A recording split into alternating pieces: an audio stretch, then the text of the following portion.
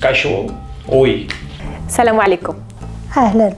Nazeba Michelina. Kaixo, sigue naiz eta hor nire ama zegoela. En el 87 venía a Zumárraga. Mi padre estaba aquí y luego yo me casé y nos vinieron aquí también. Bizi ziala ni jaio nintzen. Ni Jalila naz eta Zumarragan bizi naz, 32 urte ditut. Eta Marrokosetik etorri nintzen, txiki-txikia nintzenen. Ni Michelina naiz y este es un verdadero privilegio que es mi hija Carolina. Somos de Polonia y hemos aterrizado aquí en Zumárraga. Nire izena Carolina da, Poloniakoa naiz eta Zumarragan bizi naiz. Ni Werner naiz, brasilekoa naiz, eta bizi naiz sekundino iznaula kalean, 3 urte. Bizi naiz familiarekin, nire emaztea, 2 semea, eta alaba daukat Brasilia. Rosa naiz, Atarilo jaio nintzen, duela 60 urte, eta 6 urte arte hor egon nintzen, ez? Handik jun ginen Bartzelonara, gurasokara jun ziren lanera. Motibo hori, Joao Pedro, nire semea, 14 urte daukat. Eta ikasten du ikastola, Urretxu.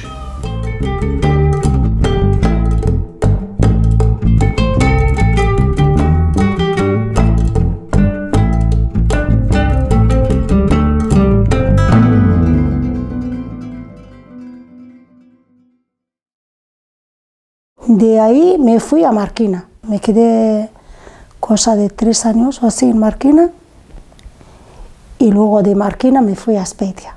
Unos 10 años en Azpeitia estuve. Después del recorrido que hice de Guipúzcoa, me fui a Marruecos. Casi 4 años estuve allá. Ni txikitan, Marrukosea jun arte, nekin nik uste euskeraz bakarrik, esango nuke. Gero Marrukosen, nahiakin hitz egiten nuen euskeraz, anaizarrenakin, eta oso txikik zian, eta gero hasi ginen ikasten arabiera ere bai. Bueno, nire aitxe eta nire ama bizizien fraitan, herri txiki baten, nekazaritza lantzen da, gehien bat, ez dago beste lan mota bat, eta nire aitxe etorri izan 80 pikon, 88, 87, hola. Beraz izanen, ez egon lan asko, hemen egia zen, garai hartan, hori esaten digu berak, orduan, ze esan zuen, zingoet, zizan, galtzerdi batzukin, galtzerdiak erosi eta berriro saldu. Etxez etxe, edo tabernatetik bestea, eta horrela zizan.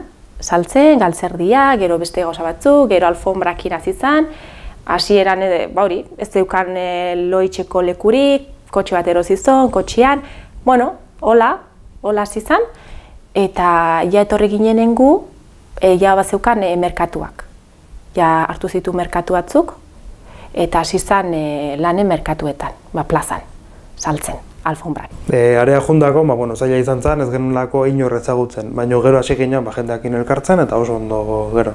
Baina asuntoa izan zen, gero ja ohitu ginen, adaptatu eta lagunakin genitunen, honea etorri ginen bueltan.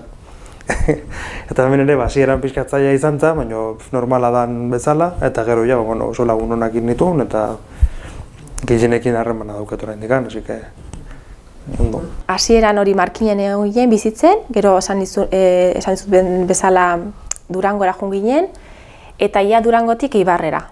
Markinen, kalean egoten ginen denbora guztin, jolast, herri txikik badakizu, ateak irekita, kalean jolasten, errekan jolasten, mendin, oroitzapen politak ziren, bai.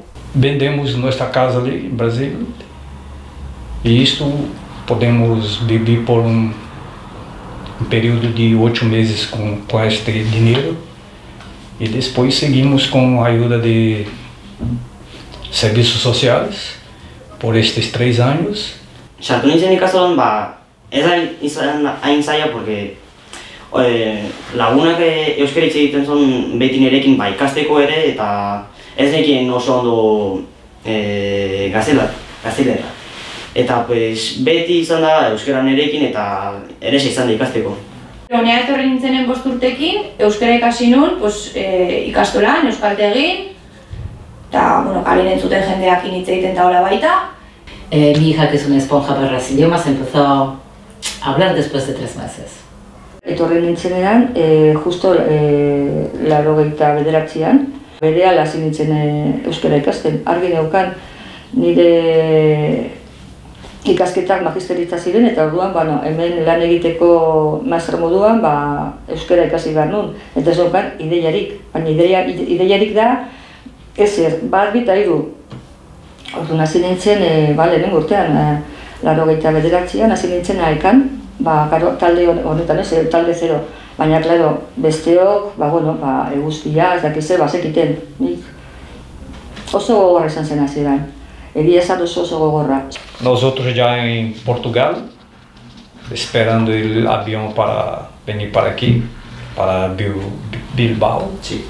Venimos con la intención de cambiar para mejor, claro. En un principio sí que el idioma es, digamos, un obstáculo. Si no se lo conoce, es difícil hacer cualquier cosa en un país extranjero. Es algo diferente, sin saber nada del castellano, sin saber comunicar con la gente. Escuchaba a la gente hablando y es una cosa muy rara, como que solamente escucho la letra R continuamente.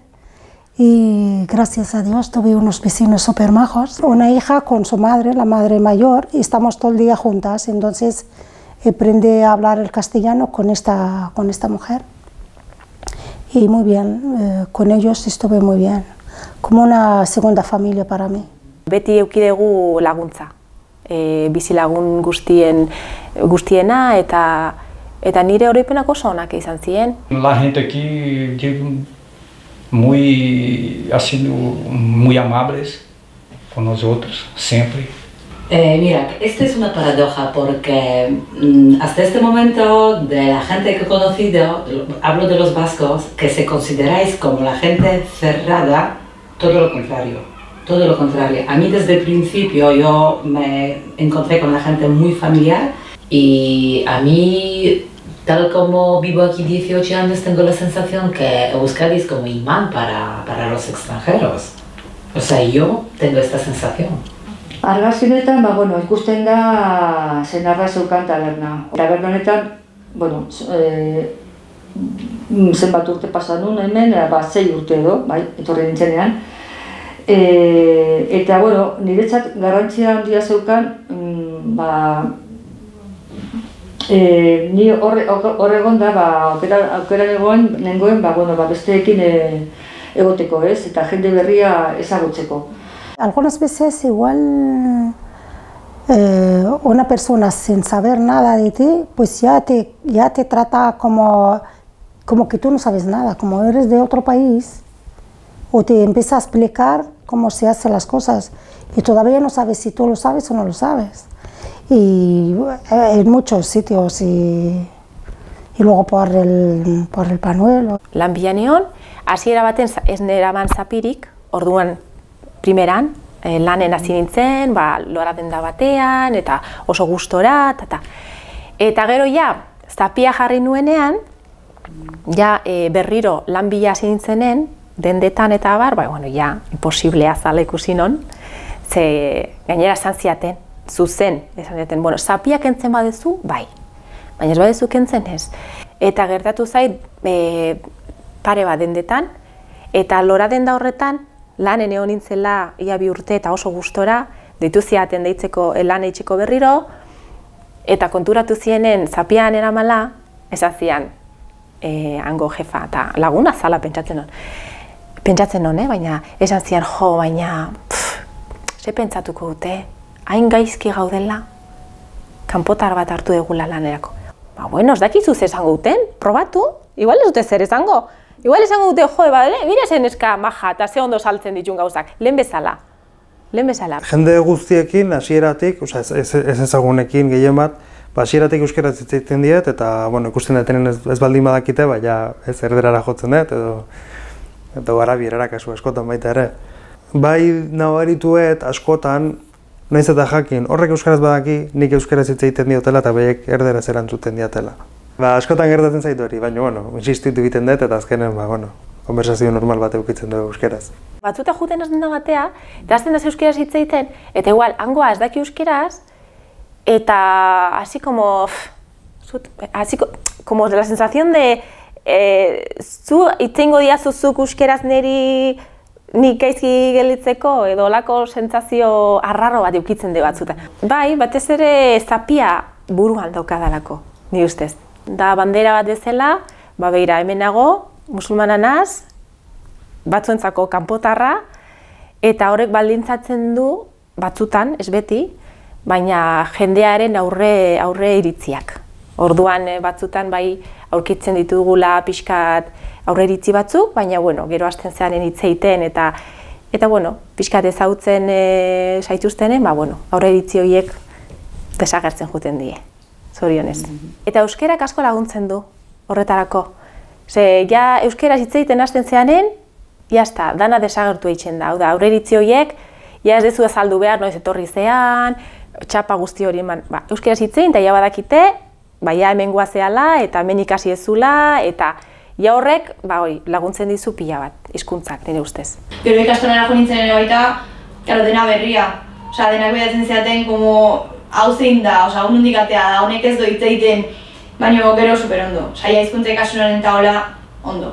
Etorkin gutxi zeuden Markinen, gu ginen bigarren familia edo lehenengo familia, eta eskolan, Bekobenta eskola publikoan, ikasten egon eta aukeratu zidaten lekukoa eramateko. Eta kriston ilusioa izian. Neri eta nire gurasoei. Hola, aukeratu diote lekukoa eramateko. Eta hemen nago lekukoarekin, bai, eta hori pozik. Urduri eta pozik. Nire ustez euskera da integraziorako biderik zuzenena edo zein etorkinentzat. Euskerak asko errezten dizkizu bizi baldintzak esango nuke, lagunak, oso beharrezkoa den ingurune humano bat, komunitate baten parte sentitzea eta afektibidadea, eta gero aparte ja laboralki eta ezagutzen dugun hori guztia, baina orain Euskal Herrira bizitzera datorren pertsona batentzat, zalantzari gabe euskera edo gaztelera, nik uste euskera askoz bentaja gehiago ematen dizkiola. Ze gaztelera hori da arruntena, ez da? Hori inork ez dizu baloratzen hori, gazteleraz egiteak, kanpotarra izanik. Euskaraz egitea berriz beso zabalik eta estima handiak inartzen zaizu. Eta horrek asko erreztuko du zure bizitza. Euskara nik gero eta gehiago erabiltzen dut.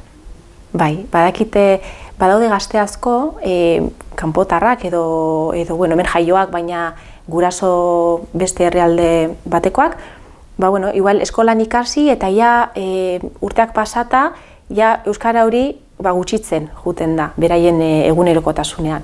Baina nire kasuan kontrakoa, gero eta adin gehiago erabiltzen dut, edo behintzat nahi dut, gehiago erabili nahi dut. Ze ikusiet, niretzako onuragarria dela, nire semeantzako, nire alabantzako, hizkuntza da azkenen integratzeko erramitarik argina, azkenen hizkuntzarekin asko errazten da dana, jendea zautzea, gero lana bilatzeko ere asko laguntzen du hemengo hizkuntza jakitxak. Nik uste dut, etorkin bat Euskal Herria iristen da momentutik hor egon beharko genukela euskerara iritsi dadin bidea erakusten edo eskaintzen, ez da.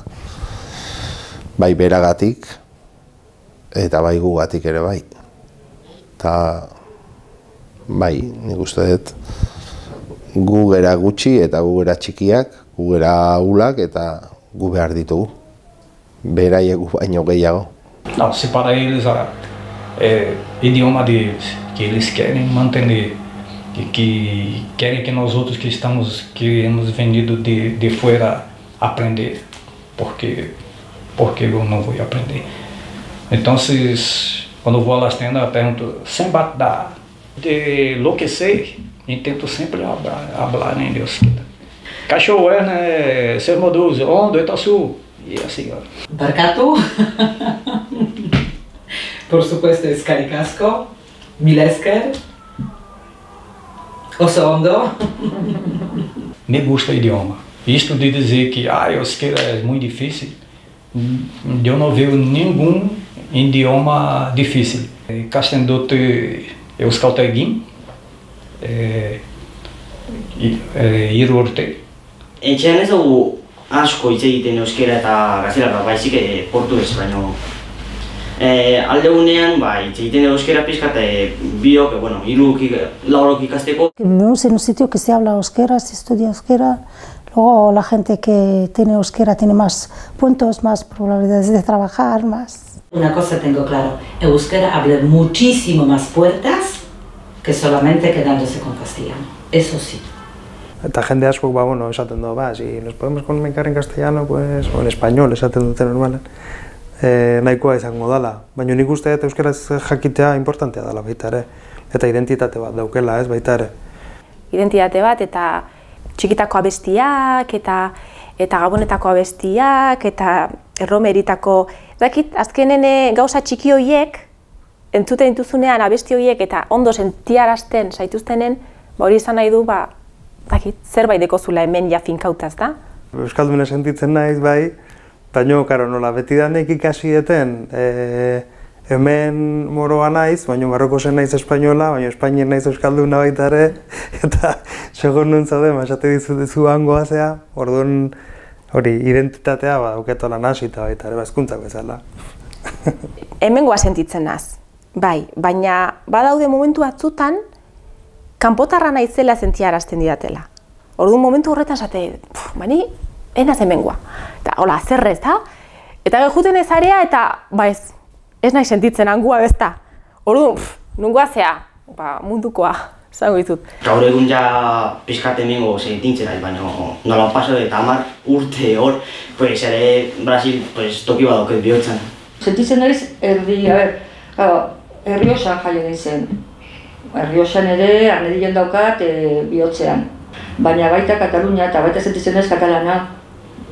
22 urte egon nintzen hor bizitzen. Hemen ere, hemen ja daramatzat 31 urte. Edo 30. Eta baita sentitzen naiz euskalduna. Sentitzen naiz hori, Urretxu Zumarragakoa, euskalduna, eta marrokiarra ere bai, zatitxo bat, baina euskalduna. Ni euskalduna sentitzen naiz gehien bat, eta marrokiarra ere bai erentziagatik, ez, tokau zaitelako. Ez gea kanpotarrak, hemengoak gea, eta azkenen ez du asola enun jaiozean edo zenbat urte daramazu herrialde baten. Hemengoa izen likezu, hemengoa sentitzen bazea, hemen kultura jasotzen badezu eta gustatzen bazaizu, eta gustora baldin bazaude herrialde baten, zura egin dezakezu. Mira, yo la primera vez en mi vida que me hacen una entrevista, entonces estoy súper nerviosa. Eso. Hasta las palabras no me salen. Gracias y pues hasta más ver, ya está. Eskerrik asko y obrigado. Slama. Do widzenia. Agur, adeus ou tchau. Tchau.